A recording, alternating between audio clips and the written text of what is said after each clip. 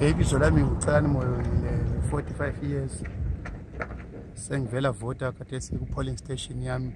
Kodwa ngunanzelela ku polling station ukuthi hayi khanye ngani abantu balutshwane ema station swangazi ukuthi kuhamela. Okay, ngalokho nginambona ukuthi awakhathesi sasele isolo ngokhetho ngithi hayi ukhetho lisese free ku violence ngingazi ku transparent but ku violence anginenzela ukuthi hayi now ufe. Kuyini kakhulu ekhangele ukuthi kuphume ngemva kwalolu khetho lamhla kuvotiwe? Kuyini eselukukhangelele njengabantu abavotileyo? Sikhangelele ukuthi ivoice yethu izwakale njengoba sikhangelele ukuthi njengami nginje vele ngumuntu okhangelele upresident omutsha osesengumfana, so ngikhangelela ukuthi siye ku new dispensation yelizwe labantu abatsha sike siphumule ngabadala bese sukela bakudala isikhathele madoda.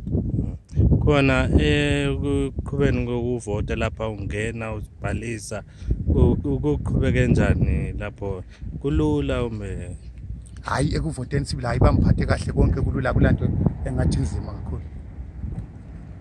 Kule minyaka edlule sike sabona ukuthi impumela yokhetho iyahlala isikhathi engaphumanga.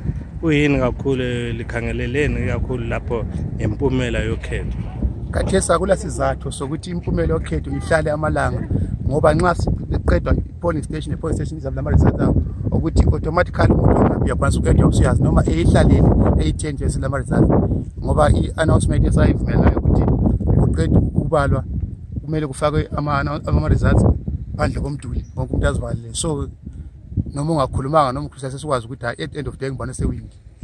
Okunye mhlawumbe kade sizwe ngani kuthiwa kuza kuba khona ekhethweni lo livota solo ukuthi kuthiwa izabe namathiselwe phandle kuma polling station. Kukhona lapho lekela ukubona lokho kuwenzakela? Lokho azabe kusakwenza kukho sibili indawo zonke, akula ndawo le vota solo efake phandle.